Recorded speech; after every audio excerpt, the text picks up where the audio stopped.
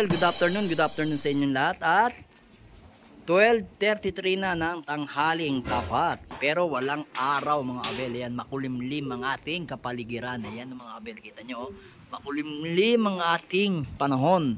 So ngayon, ayan, naliligo ang ating mga warrior. Ayan, mga super flying bee natin, mga ibon, mga Abel. Then ayun, yung magkapatid na contender ngayon. Itong nasa kaliwa na barako is contender ngayon sa PUF. Pang ano na kami, pang piplap na kami sa Legazpi sa Friday. Ayan, 4 points na siya. Ayan, naligo siya oh. Ngayon, after nilang maligo, ikinulong ko muna dito para makapag relax sila dyan, para wala silang istorbo. Kasi pagka maraming ganyan na kasamang ibon, nagtutukaan sila. Ito kasi kailangan natin i-safe para medyo mabilad din sa araw at mahanginan sila dito. Yan.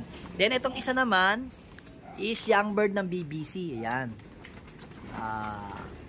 Third lap ng all bird. Bale ano siya, 3 points ng all bird. Sa young bird naman, second lap kahapon sa Pasakaw. Yan. Kaya 2 points siya sa young bird, 3 points siya sa all bird, mga Abel. Ayan. Nakita nyo. Solid yan. Dalawang magkapatid yan. Nestmate yan, mga Abel. Magkaibang club lang naglalaro. Yan. Awa ng Diyos. Ari nawa. Ibigay sa atin yung pagkakataon ngayong South. Kasi, pero same silang Legazpi, mga Abel. Kasi itong isang ibon natin na si Peter B. Nakak, ano na lang yan, ang nalalabi na lang yan is Legazpi, Matnog at Tacloban. Then ito naman, Legazpi, Sorsogon, Calbayog at Tacloban. Yan, 4 laps pa. Ito 3 laps na lang, mga Abel. Yan. Magkakapanabay ata yung ano ko, Calbayog ko at saka Tacloban, mga Abel. Ang kailangan muna nating abangan or paghandaan is yung Legazpi, mga Abel. Ayan. Pero yung mga young bird natin dito, kita nyo naman, no? Kita-kita yung makinis na ibon na yan, yung nakaharap sa atin. Ayun, kita nyo yan. Yan. Ibon na yan. Is yan si Dugyot na Banlun. So ngayon, yan nga yung narong pick tayo do sa isa. Kasi yung isa kasing ibon natin, ayan, itim na yan. So ngayon, ang masasabi ko lang dito, mga Abel, yan is mga test bird pa lang, yung mga black check natin, mga Abel. Kaya hindi natin muna sila mailaban sa mga kategorya kasi nga hindi ko kabisado ang lipad. Yan, kita nyo yan, no? Naliligo sila ngayong Monday. Ligo-lego. Gusto rin maligo ng isa, yun, no? Papaligoan ko mamaya, yun, no? Si Johnson President Ingrid Vandenbroek, ayan, no? Gusto rin maligo. Gustong maligo. Sila, sarap-sarap ligo. Sarap-sarap ligo. Dami na nating warrior dito, mga Abel. Lalo na pagka nagrondahan na yung mga young bird natin ng mga June. Kasi meron tayong June na naalaban dyan. Late summer namin kung tawagin yun. Sa pare. Tapos meron din tayo dyang BBC North Winter at saka PUF. Dalawa ata yung PUF po dito eh. Pero meron pa tayong natitirang hindi pa nailalagay dyan na young bird. Ayun. Ito. Itong BBC natin. Ayan. Ay, meron pang isa. After nitong BBC to, meron pa tayong isang pahabol. Ayan. Pahabol sa mga young bird. Ayun. Yung isa dyan. Alin ba dyan? Ayan dito. Yung isa. Ito. Yan, no? Alam ko ito yun eh. Ayun niya, oh. Yan. Yan, no? Kita niya, laki. Yan, checkered. So, yun. Sakto. 4 ata yung 4 o 5 BBC na winter. Yan. Binalik ko si President dito dahil nga ito ayaw masyadong magsubo sa mga young bird. So ito, kapag medyo malaki na o kaya nangitlog na lang ito, tatanggalin ko na lang to. Yan. Kasi pag medyo malaki na, pwede na eh. Sa ngayon kasi medyo delicate eh. Kasi kailangan natin healthy young bird.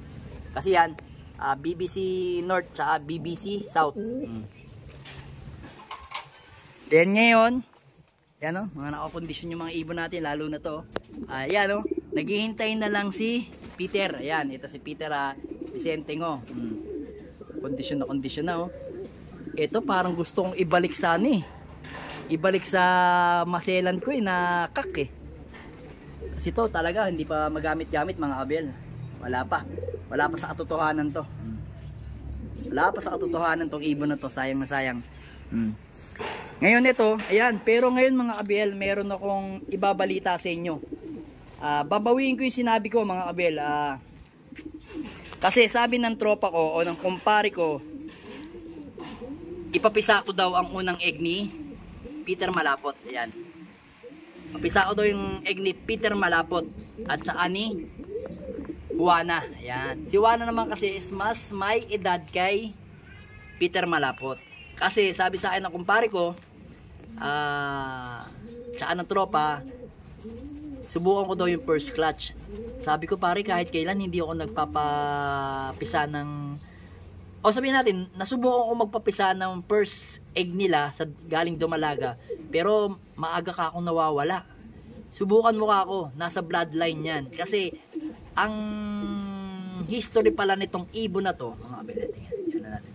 Ang history ng ibon natin na yan, bale si Peter Malapot, ang mga naging kapakapatid niyan na mga first clutch is mga napa-overall. Talagang mga nanalo, north to south. Itong gustong ipapisa sa akin ng tropa at ng kumpare ko. Sabi daw nila, try ko daw, wala naman daw mawawala. Sabi ko meron pare, may mawawala sa atin. Ano yun? Panahon, baka masayang. Di bali, magsa-second clutch ka naman sa dalawang yan Tingnan mo kung alin ang mas maganda, yung first clutch o second clutch. Pero para sa akin, mas maganda yung first clutch kasi nga daw, kasi pag first clutch yan, wala pang kumbaga purong-purong dugo ni Peter Malapot. Sigurado yan kasi dumalaga yan.